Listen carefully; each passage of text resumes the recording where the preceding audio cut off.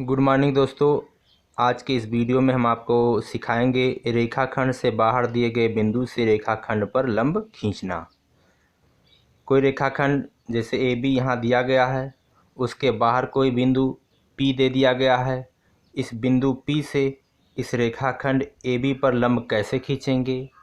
तो दोस्तों सबसे पहले हम क्या चीज़ दिया है उसको लिख लेते हैं। ज्ञात है एक रेखाखंड ए बी तथा इसके बाहर स्थित कोई बिंदु पी है। एक रेखाखंड ए बी ज्ञात है, उसके बाहर एक बिंदु पी दिया गया है। ये चीज़ें हमें मालूम है जो हमने लिख लिया। उसके बाद किस चीज़ की रचना करनी है, दूसरा हेडिंग है। इसमें आप रेखाखंड ए बी पर बिंदु पी से लंब खींचेंगे, यानी बिंदु पी से रेखाखंड ए बी पर एक लंब की रचना करनी है। तो कैसे करेंगे?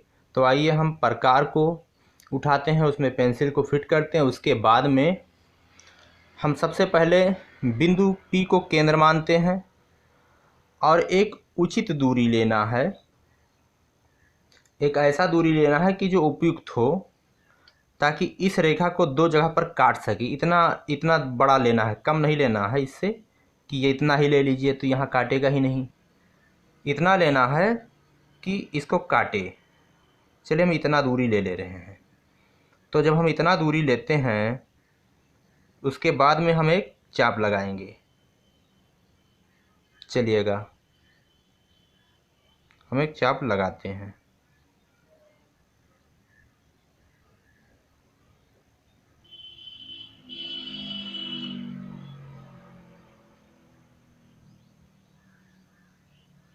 तो हम बिंदु P को केंद्र मान करके एक चाप लगाते हैं। ये दूरी हम इतनी उपयुक्त रखते हैं कि इस रेखा को AB को दो बिंदुओं पर काट सके। अगर हम ये दूरी कम लेंगे और चाप लगाएंगे तो ये AB को नहीं काटेगी। इतना दूरी लेना है कि इसको दो बिंदुओं पर काट सके। चलिए इन दो बिंदुओं पर जहाँ काटती है उसका कुछ नाम रखते हैं। इसका नाम हम रखते हैं यल और एक का नाम हम रखते हैं यम। अब देखिए दूसरा काम क्या करते हैं, फिर प्रकार को उठाते हैं और उसके बाद में इस बार हम यल को केंद्र मानते हैं। चलिए यल को हम केंद्र मानते हैं और दूरी कितना लेते हैं, ये जो यल यम ये दूरी पूरी है यल से लेकर के यम तक, इसका आधे से अधिक दूरी की त्रिज्या हम लेकर के इस बिंदु P के विपरीत दिशा में, बिंदु P इधर है तो इसका विपरीत इधर, यानी इधर एक चाप लगाएंगे बिंदु P के विपरीत दिशा में। तो चलिए हम एक चाप लगाते हैं। आधे से अधिक यम के आधे से अधिक दूरी रखनी है और बिंदु P के विपरीत दिशा में हमको एक चाप लगाना है। अब त्रिज्या उतनी ही रखनी है। उसके बाद में बिंदु यम को केंद्र मानना है और यम को केंद्र मान करके ये बिंदु जो दिया गया P बिंदु है उसके विपरीत दिशा में एक चाप और लगाना है। ये दोनों चाप एक दूसरे को काट रहे हैं K पर। चलिए इसका नाम हम देते हैं K। अब P को हम K से मिलाते हैं। तो P को जब हम K से मिला रहे हैं, चलिए पटरी को रखना है, आराम से इसको इससे मिला देना है। चलिए मिलाते हैं। तो हम ये देखते हैं कि ये रेखाखंड जो AB था, इसको मिलाने पर इससे बिंदु N पर काट रहा है। इस बिंदु का नाम हम N देते हैं। तो भाइयों अब हमारी रचना पूरी हो चुकी है। ये रेखाखंड AB से इस बिंदु से लंब खींचा जा चुका है। जब हम ये PK से मिलाते हैं तो जो ये PN है ये रेखाखंड AB पर लंब है।